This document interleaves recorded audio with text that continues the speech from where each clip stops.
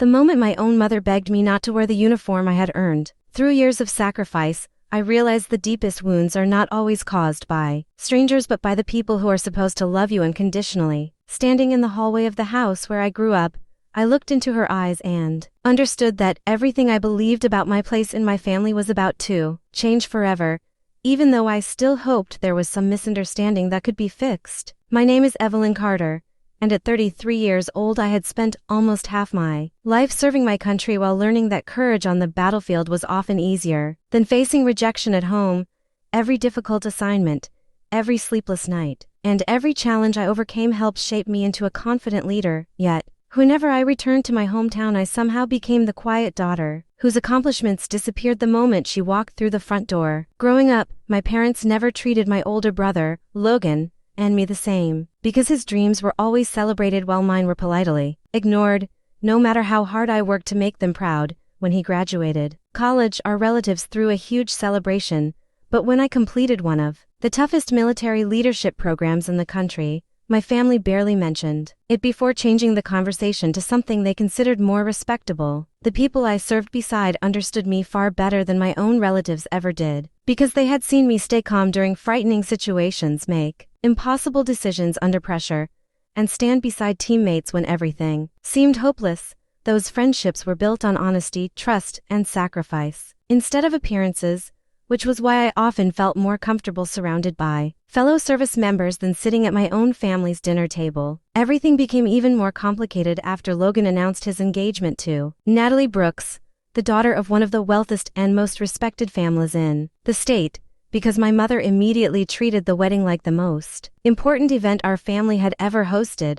She spent months obsessing over every tiny detail, constantly reminding everyone that influential guests would attend the ceremony, while I quietly wondered why making strangers happy always seemed more important to her than appreciating the people already standing beside her. As the wedding day drew closer, my mother called almost every evening with another list of responsibilities that somehow never included simply enjoying the celebration as her daughter. She wanted me to help move decorations, arrange tables, greet important guests, and solve last-minute problems. Yet every conversation ended the same way, by praising Logan and reminding me how perfect everything had to be for his future with the Brooks family.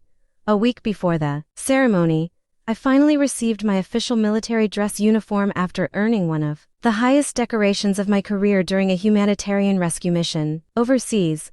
My commanding officer personally congratulated me, saying the medal represented years of leadership, courage, and selfless service, and he encouraged me to wear it proudly whenever the opportunity arose, because achievements like that inspired others to serve with honor.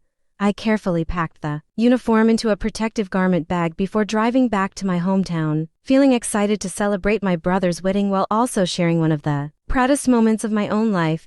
Deep inside, I believed this special occasion might finally give my parents a reason to recognize everything I had accomplished, instead of pretending my career was something they tolerated rather than admired. The evening before the wedding, my mother asked me to meet her alone in the living room after everyone else had gone to bed, and I immediately noticed the nervous expression on her face. She folded her hands together and hesitated for several seconds before quietly asking if I planned to attend the ceremony wearing my military dress blues. A question that seemed strange until I heard what came next. Without looking directly into my eyes, she admitted that several members of the Brooks family thought military uniforms created an uncomfortable atmosphere at elegant social events. Then she gently suggested that wearing a simple dress instead would help everyone focus on Logan and avoid making wealthy guests feel distracted.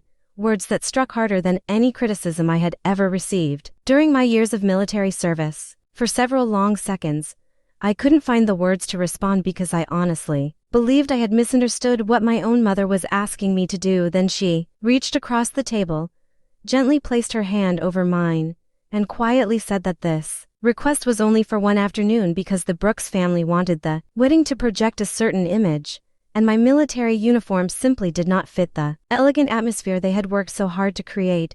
I slowly pulled my hand away and asked if she truly believed the uniform I had earned through years of sacrifice was something embarrassing that needed to be hidden.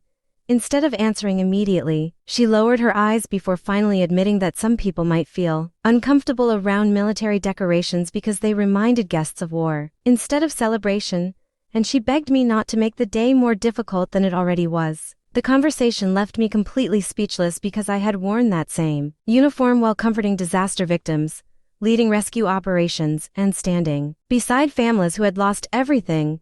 Never once had anyone treated it as something shameful, yet the people who should have been the proudest of me were asking me to hide it so strangers with expensive last names would feel more comfortable during a wedding reception. Later that evening, I found Logan outside, on the back porch watching the sunset, hoping that my older brother would understand how deeply our mother's request had hurt me. After listening quietly, he sighed and admitted he knew about the conversation before it happened, explaining that Natalie's parents believed the wedding should feel sophisticated rather than patriotic, and he asked me to wear a regular dress because refusing could create unnecessary tension between both families. I stared at him in disbelief because the brother I had defended my entire life was choosing social approval over loyalty to his own sister. At that moment, I realized the painful truth was no longer about a uniform or a wedding, but about whether my family truly respected the person I had become, and for the first time, I began wondering if attending the ceremony at all was worth sacrificing my dignity. That night I barely slept because every time I closed my eyes I heard my mother's words, repeating in my head, asking me to hide the very uniform that represented the hardest years of my life. Before sunrise, I stood in front of the garment bag hanging in the guest room and realized that if I agreed to hide who I was for the comfort of others, I would be betraying every soldier who had stood beside me through fear, sacrifice, and loss. Early the next morning my phone rang, and the caller was my commanding officer, Colonel James Whitmore, who simply wanted to congratulate me once more on receiving my Silver Star and ask how my brother's wedding was going. I hesitated for a moment before briefly explaining what had happened, and after a long silence he spoke with calm confidence, reminding me that no medal and no uniform were ever meant to impress people, but they should never be hidden to satisfy someone's prejudice. His words stayed with me long after the call ended because they reminded me that I had earned every stitch on that uniform through years of service, discipline, and courage. By the time I finished getting ready, my decision was made, and I carefully buttoned the dark blue dress uniform, adjusted every ribbon with precision, and pinned the Silver Star over my heart with quiet pride instead of anger. When I arrived outside the church, several guests turned toward me before I even reached the entrance, and I immediately noticed my mother's expression change. From surprise to complete disbelief, she hurried across the front steps with panic written across her face and whispered that it was not too late to go home and change into a dress, warning that the Brooks family would never forgive me if I embarrassed them in front of their distinguished guests. I looked directly into her eyes and answered as calmly as I could that I had not come to steal anyone's attention or disrespect my brother's wedding.